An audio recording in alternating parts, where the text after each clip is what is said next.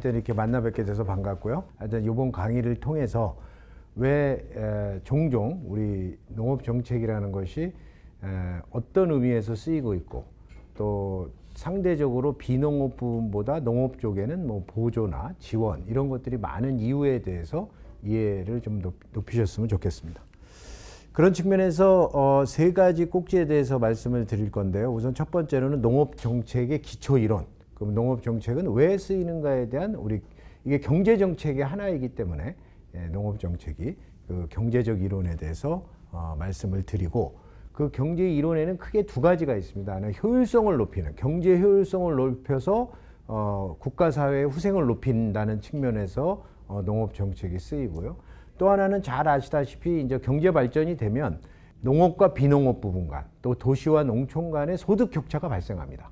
그래서 어느 국가나 민주사회복지국가에는 이제 소득의 격차를 줄여주는, 또 삶의 질의 격차를 줄여주는 형평성 지향적 정책이 쓰입니다.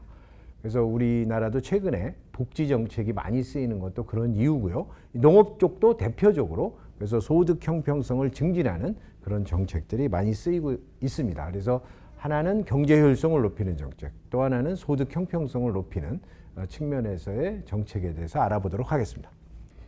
경제 정책은 크게 두 가지 목적에서 이루어집니다. 하나는 경제 효율성을 지향하는 목적으로, 또 하나는 소득 형평성을 지향하는 목적으로 시행이 되는데요. 우리 농업 정책도 마찬가지입니다. 그래서 경제 효율성 증진을 통해서 사회 후생을 높이는 정책이 있고요.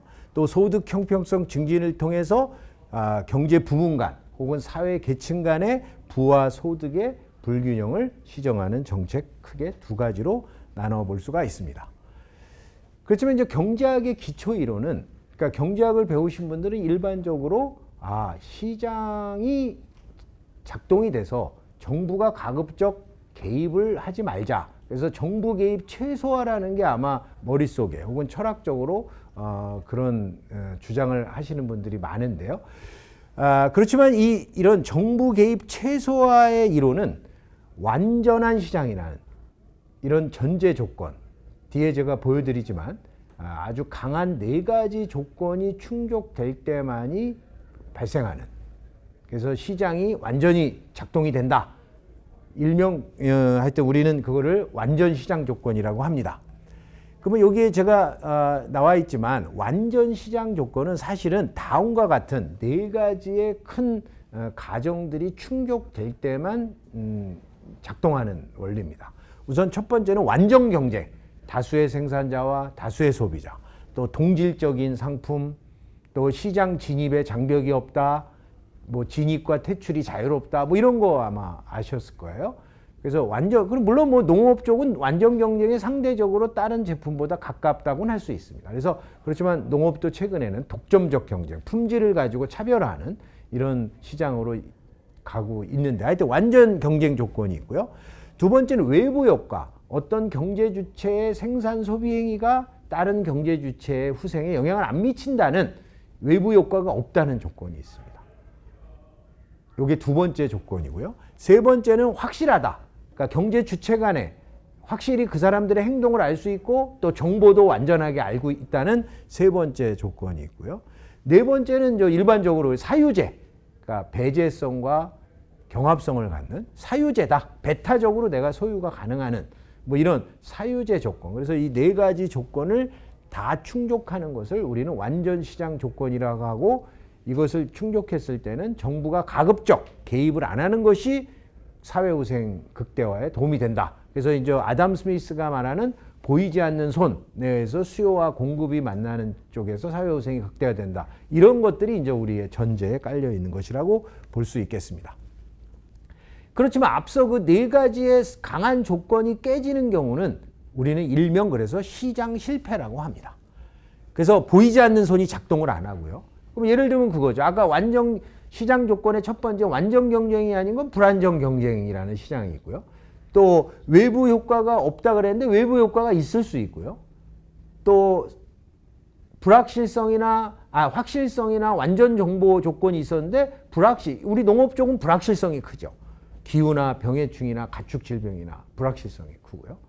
또 사유제 조건이라고 했는데 우리 농업에는 좀 공공재적 특성이 있어요. 대표적인 게 뭐 우리 쌀 농사를 하는 홍수 조절 기능이나 식량 안보나 이런 것들은 누군가가 해줬으면 좋지만 본인이 할 때는 부담을 안 하죠. 그래서 이게 무임승차 이론이 그래서 공공재 이론에 나타나는 거 아니겠습니까? 그래서 그런 측면. 근데 이런 것들이 사실은 이런 것들이 발생하는 경우를 일명 시장 실패라 그러는데 오히려 이런 시장 실패가 발생할 확률이 뭐 분야에 따라 업종에 따라 다르겠지만 우리 농업 분야는 더 빈번히 발생할 수 있는 가능성이 크기 때문에 이런 경우에는 시장 실패가 발생할 때는 정부가 합리적으로 개입을 해서 국가 사회 후생을 높여줘라. 이것이 이제 정책 이론이 되겠습니다.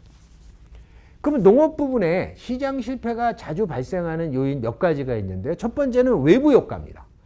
특히 농업 부분은 외부의 경제 효과가 있습니다. 그래서 외부 효과는 사실은 어떤 농업 생산 활동이 다른 사람에게 부정적 영향을 줄 때는 외부의 불경제 효과라고 하고요. 또 다른 분들에게 농업 생산 활동을 통해서 이익을 줄 때는 외부의 경제 효과라고 하는데요. 일반적으로 우리가 경제학 책에도 언론 수준에 나오는 게 이 농업 부분은 외부의 경제 효과가 얘기합니다. 과수원과 과수원 농가와 양봉업자의 관계. 잘 보시면 알죠. 그러니까 과수원 농가는 양봉업자에게 꽃이나 백꽃이나 사과꽃이나 이런 그 꽃들이 이제 양봉업자들의 벌이 그걸 채취해 가서 꿀을 만들어내고요.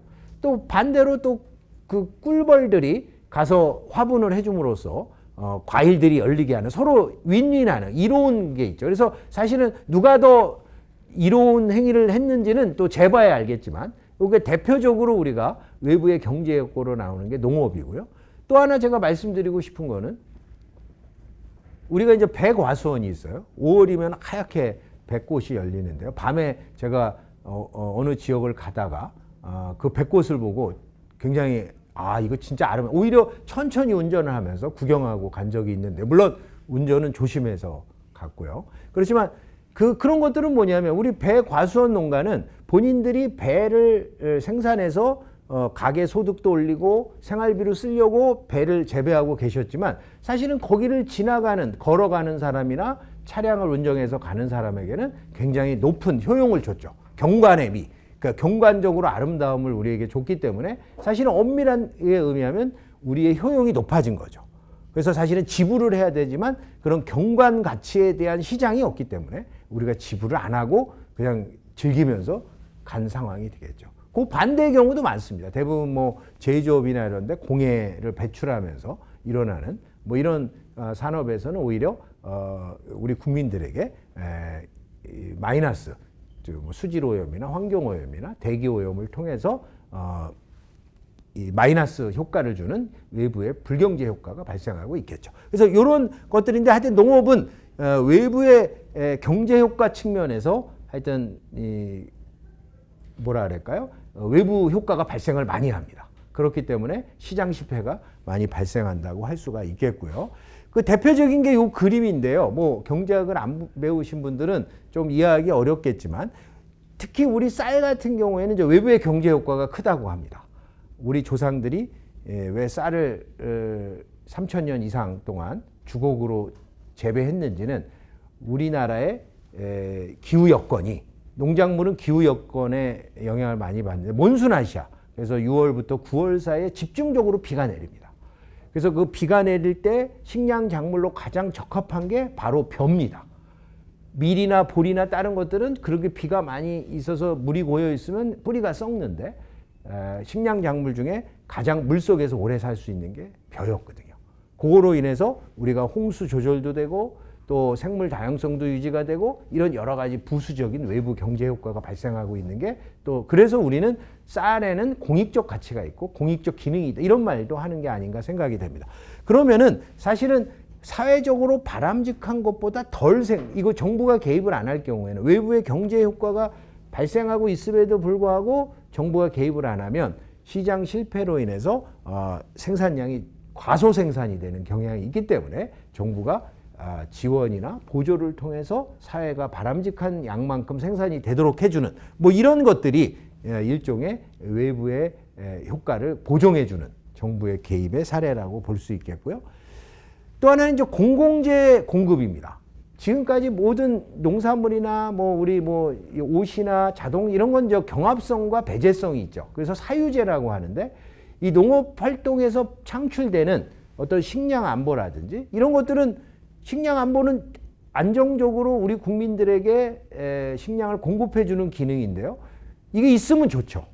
그렇지만 이걸 위해서는 개별 국민들이 뭔가 시장이 없기 때문에 이걸 비배제, 그러니까 돈을 안 낸다 해서 배제할 수도 없는 거고요.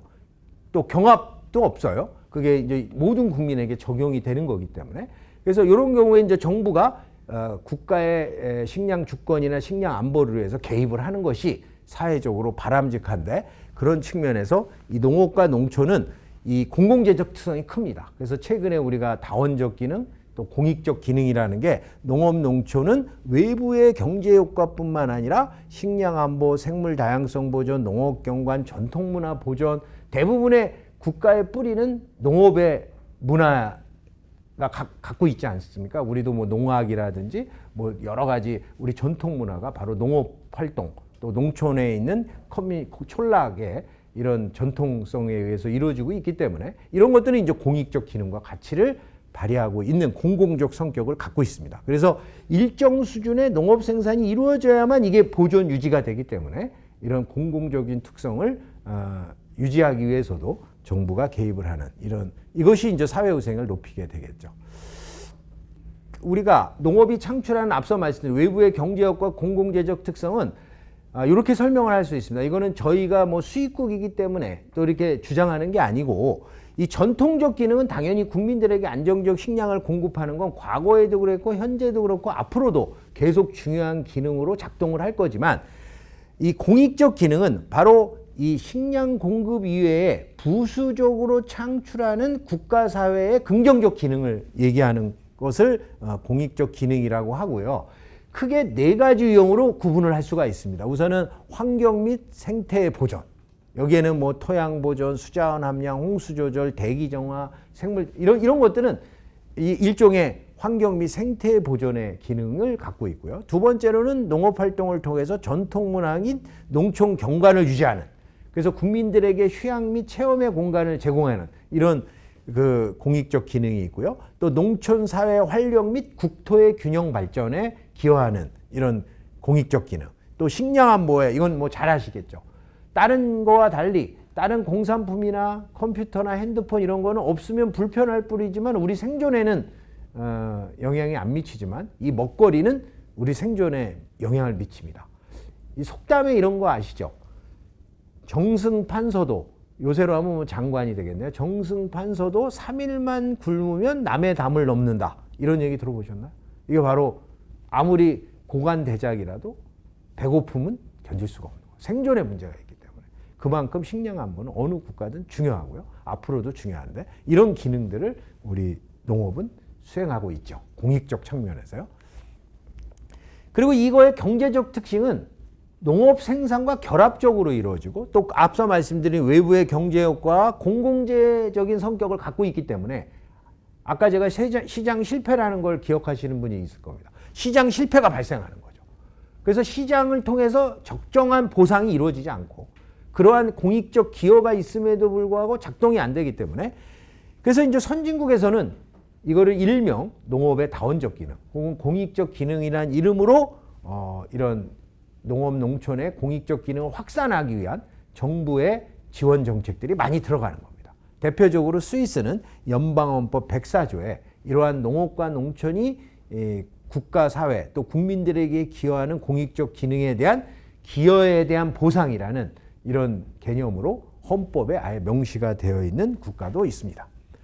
그다음에 이제 국제사회도 이 농업 농촌이 갖는 이런 공익적 기능과 가치에 대해서 주목을 하기 시작했습니다. 특히 우루과이 라운드 이후로 무역 자유화로 인해서 다른 일반 공산품처럼 비교에 의해서 특정 국가로 경쟁력이 있는 국가로 농업 생산 활동이 한쪽으로 집중되는 경우에 농업 활동이 붕괴되는 국가들에 있어서 이 농업과 농촌이 창출하는 공익적 기능이 줄어드는 그런 우려에서 사실은 농업의 공익적 역할과 기능 유지에 대한 국제적 논의가 사실은 1995년 WTO 출범 이후로 더 국제사회의 화두가 되기 시작합니다.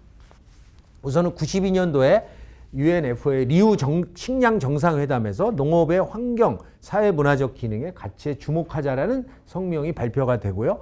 그다음에 95년에 WTO 체제 출범할 때 WTO 농업협정문의 서문에 농업의 비교역적 관심사항, Non-Trade Concern이라는 이름으로 농업은 단지 교역으로 인해서 충족될 수 없는 어떤 관심사항이 있다. 이런 게 또 이 무역을 관장하는 기구임에도 불구하고 이 공익적 기여 가능성을 언급하고 있고요. 또 OECD는 이제 국제기구 중에 가장 학술적인 단체입니다. 이 학술적인 단체에서 농업의 다원적 기능이라는 걸 명명하고 학문적으로 그런 공익적 기능에 대해서 많은 작업을 수행했고요. 또 95년도에 FAO에서 퀘벡 선언문에서 식량 안보에 대한 거를 이제 선언을 하지만 이 안에 이제 농업이 갖는 공익적 기능에 대한 많은 논의가 또 FAO를 통해서 이루어졌습니다. 이 표가 바로 국제사회에서 농업이 농업 생산 또 식량을 생산하는 기능 이외에 공익적 기능에 대해서 국제기구별로 요약해 놓은 표가 되겠습니다. 우선은 WTO에서는 환경 보존의 기능, 식량 안보, 농촌 개발 이런 것들은 이제 그래서 굉장히 중요하다. 그래서 농업 활동이 어느 정도 유지될 필요가 있다는 측면에서 강조되고 있고요. 또 가장 학술적인 국제기구라는 OECD에서는 경관 보존부터 동물 복지까지 12개의 항목에 걸쳐서 어떤 농업이 갖는 특수성 또 공익 기능이 있지 않을까 얘기를 했고요. 또 가장 국제기구 중에 농업에 초점을 맞추는 FAO에서는 사회적 기능, 문화적 기능, 환경적 기능, 식량 안보, 경제적 기능 측면에서 도시화의 완화, 도시 혼잡 비용을 줄여주는 거죠. 농업 농촌이 그 비용이 굉장히 큽니다. 사실은 농업 농촌에 거주하는 것 자체만으로도 국가 사회에 기여하는 이런 사회가 온 겁니다. 지금 인구 밀도나 도시 집중화 현상 이거로 인해서 발생하는 도시 혼잡 비용을 줄여줄 수가 있죠.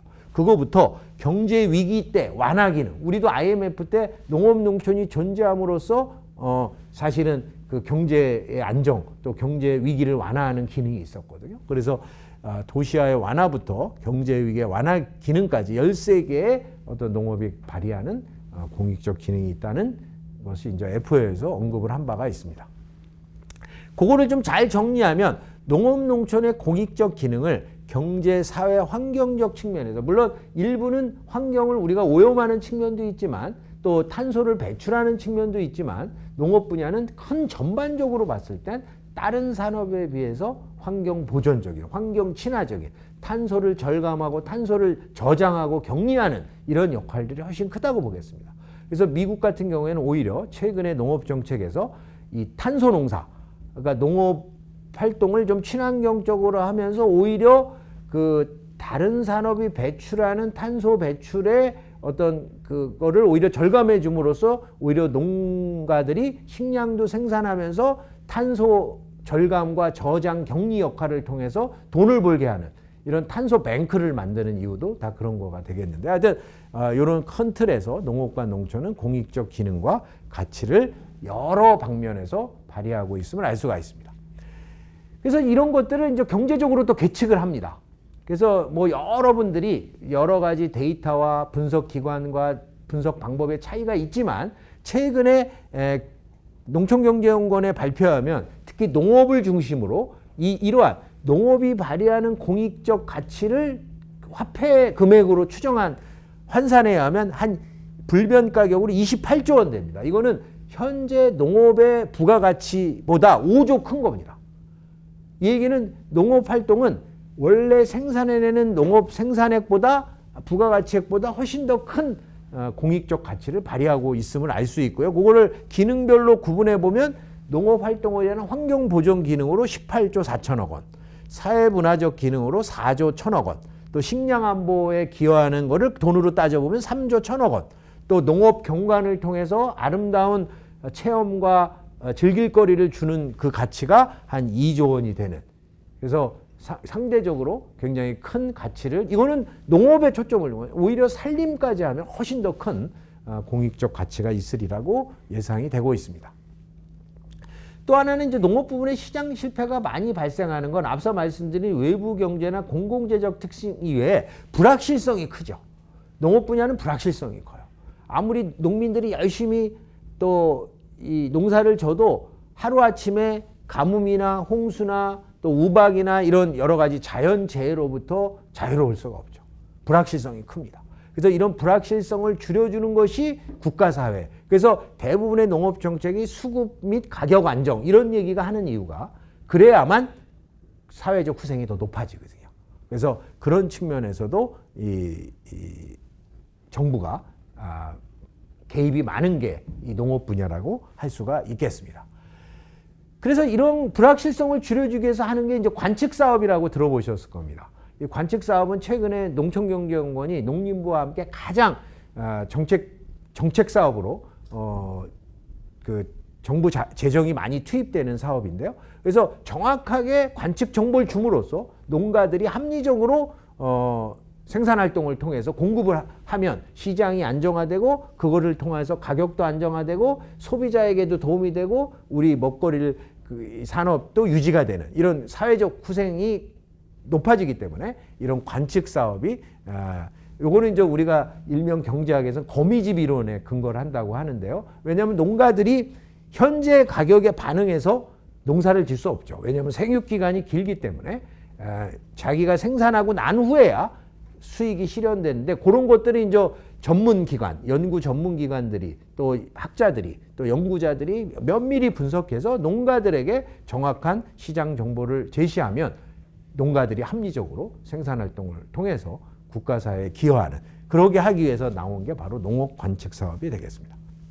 그 다음에 이것들도 이제 수매 비축 사업이 또 많이 이루어지죠. 주요 양념채소류도 마찬가지고 우리 쌀과 같은 양고기도 많이 발생하고 이것도 국가사회의 후생을 높이기 위한 겁니다. 단지 농업인만을 위한 게 아니라 국가사회 이름으로써 국가사회가 후생이 더 높아진다. 그래서 이제 비축 사업을 통해서 수급 및 가격을 안정화하는 것이 우리 국민들에게도 도움이 되기 때문에 이런 불확실성을 줄여주기 위해서 이런 사업들을 하고 있는 겁니다.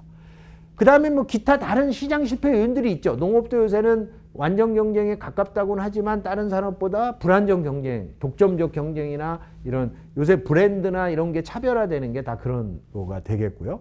또 우리는 농업 농촌은 세대, 다음 세대에게 우리 농지도 보존해주고 또 우리의 국토 아름다운 경관을 넘겨줘야 되는 이런 세대 간의 분배 문제도 발생하기 때문에 우리 농업 쪽에 어느 국가든지 좀 강하게 정부가 정책적으로 개입을 하고 또 큰 틀에서는 지원이나 이 보조가 많은 이유라고 볼 수가 있겠습니다. 그래서 이 미국과 유럽연합, 일본, 스위스 우리보다 좀 더 발전한 국가에서도 이러한 측면에서 아까 말씀드린 경제 효율성 측면에서 뿐만 아니라 이런 소득 형평성 측면에서도 지금 이 농업 정책을 국가 농정 그래서 상대적으로 뭐 이런 말들을 많이 하죠. 농업 GDP는 줄어드는데 왜 정부나 이런 쪽에서는 또 농업 농촌 쪽에 개입을 많이 하려고 하는가. 이거는 선진화가 되는 경제가 발전하면 경제 효율성을 개선하기 위해서도 하고 또 경제 발전 단계에서 소득 격차가 농업과 농촌 또 삶의 질 격차가 도시와 농촌 간에 발생하는 것을 줄여주는 것이 국가의 책무이자 또 국가의 건전한 지속 가능한 발전에 서 도움이 되기 때문에 이런 선진국들에서 이런 일들이 벌어지고 있는 겁니다. 특히 WTO 체제는 허용보조라는 이름으로 직접 지불제와 같은 우리 정부도 지금 이번 정부가 공익직불 5조 원으로 확충하겠다고 한 것도 다 그런 맥락과 같이 있다고 볼 수 있겠고요. 여기 보시면 이제 WTO에서 가격 지지나 투입제 보조, 뭐 이런 것들, 유통 지원 이런 것들은 이제 감축 대상, 생산 및 무역을 왜곡하기 때문에 감축 대상 지원이라고 하고 허용 대상이 정부 서비스, 뭐 R&D 또 허용 대상 직접 지불 이런 것들이 이제 허용 대상으로 하는 것도 생산 및 무역을 왜곡하지 않기 때문에 우리나라의 지금 농정의 정책 방향도 가격 지지에서 직접 지불로 옮겨갈 수밖에 없는 이거는 국제 룰이 그렇거든요. 근데 이거는 큰 의미를 갖는 게 소비자 희생형 농업 정책에서 이제 납세자 부담형으로 바뀐다는 큰 틀이 이 변화가 오는 거기 때문에 이거 국민과 함께하는 농업이 그래서 중요합니다.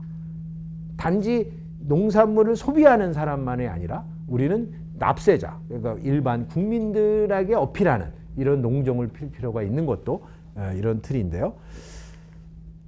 그럼 왜 소득 형평성 측면에서 정부 정책이 개입이 필요하냐 하면 대부분이 이거 경제 발전 단계에서는 생산성 격차가 농업과 비농업에서 발생합니다. 이건 농업의 특징이죠.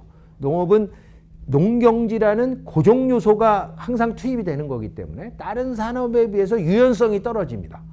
그래서 아무리 창의적인 사람이 나와도 생산성이 일반적인 제조업이나 서비스업보다 낮습니다.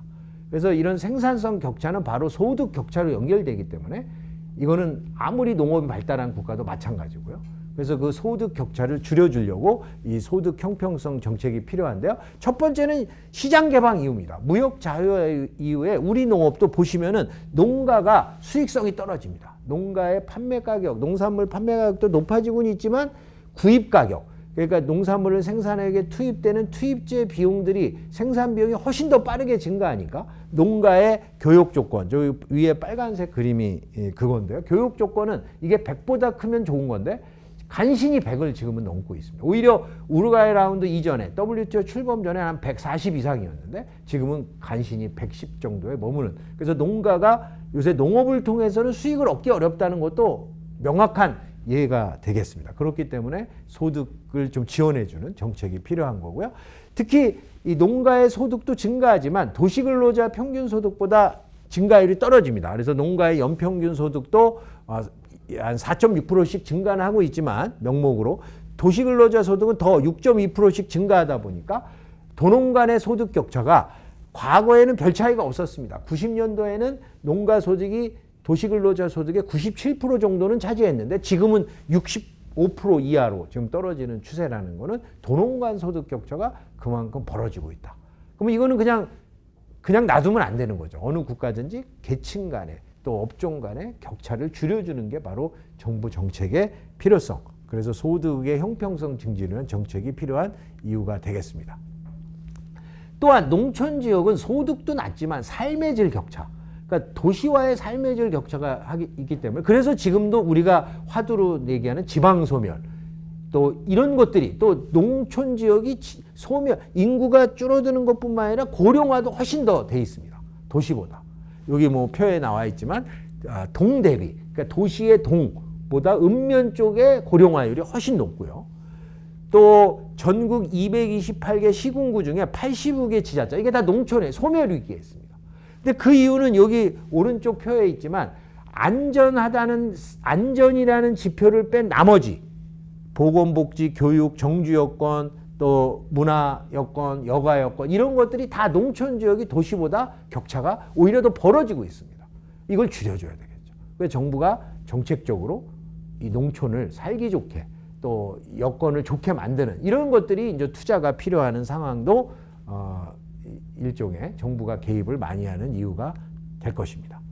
그래서 현재 상태에서는 하여튼 우리가 농업 농촌이 지속 가능성의 위기에 있다. 특히 환경적으로나 경제적으로나 사회적으로나 도농 간의 소득 및 생활 격차로 인해서 이런 걸 줄여주는 소득 형평성을 높여주는 이런 정책을 해야만 국가 사회적으로도 서로 윈윈할 수 있고 국토가 균형 발전될 수 있으리라고 봅니다. 그렇다면 질문인데요. 그럼 왜 농가 소득과 이걸 향상시키고 또 농촌의 주민의 삶의 질을 높이는 것이 필요하고 또 그런 정책은 왜 강화해야 될까? 첫 번째는 현재 한국 농업과 농촌이 위기 상황이기 때문에 그걸 극복하고 또 농업의 지속성을 통해서 아까 말씀드린 농업이 발휘하는 다원적 기능도 공익적 기능도 유지하고 또 농촌이 발휘하는 여러 가지 기능들이 유지되기 위해서는 농업 활동이 일정 수준 유지가 돼야 되기 때문인 게 첫 번째 이유고요.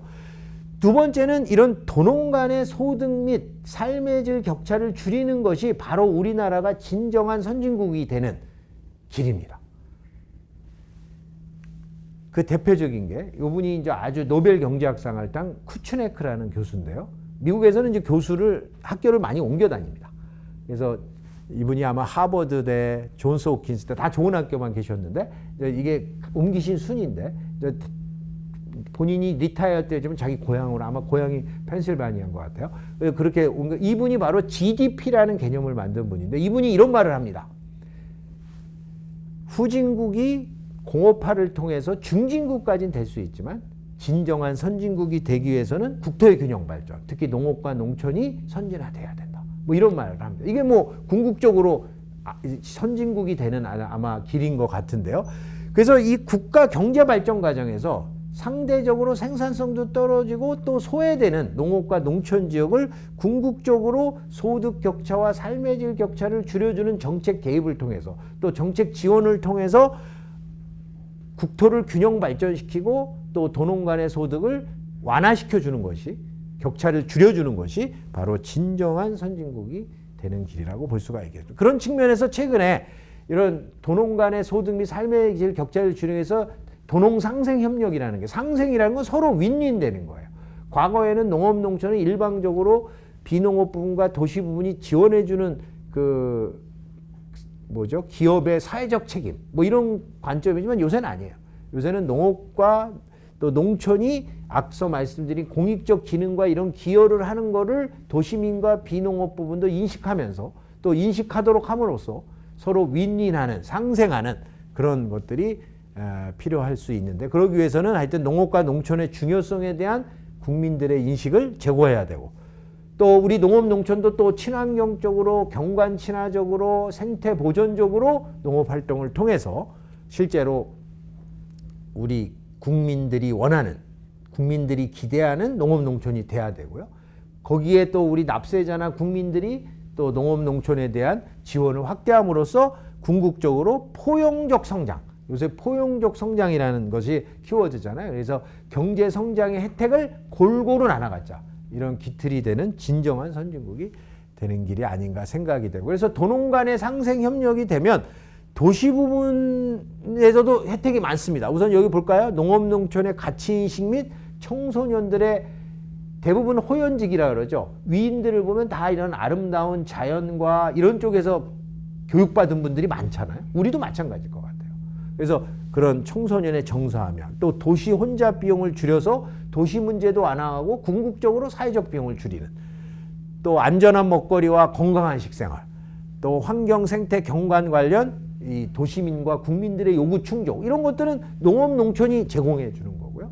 또 물론 이러한 도시 부분이 우리 농업 쪽에 또 협력을 해줌으로써 또 지역 농산물의 판매 촉진, 또 새로운 소득원, 또 농가의 소득 향상, 또 농촌 지역 경제 활성화, 또 농업 농촌에 대한 공감대와 이해, 이런 여러 가지 또 긍정적 효과들이 서로 나타나는 이런 기대 효과를 볼 수 있고요.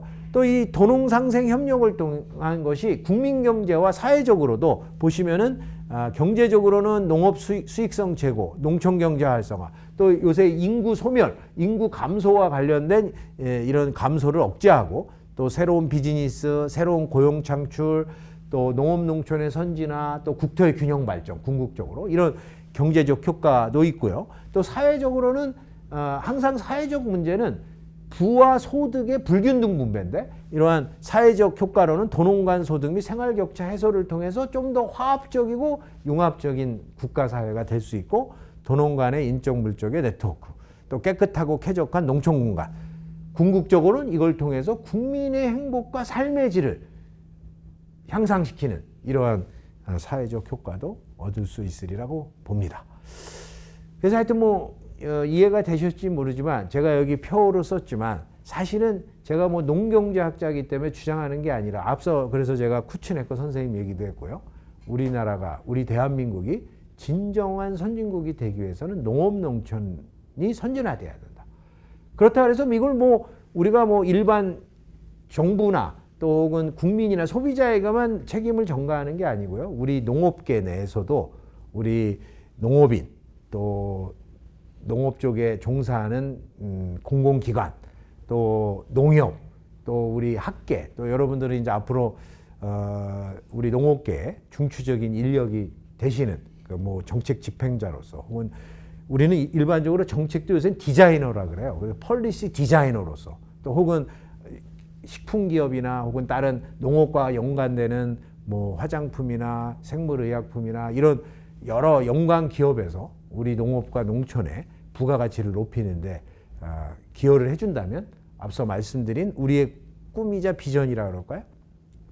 농업 농촌의 선진화가 바로 우리 대한민국이 국토의 균형 발전을 통해서 진정한 선진국이 되는 길이 아닌가 생각합니다. 경청해 주셔서 감사합니다.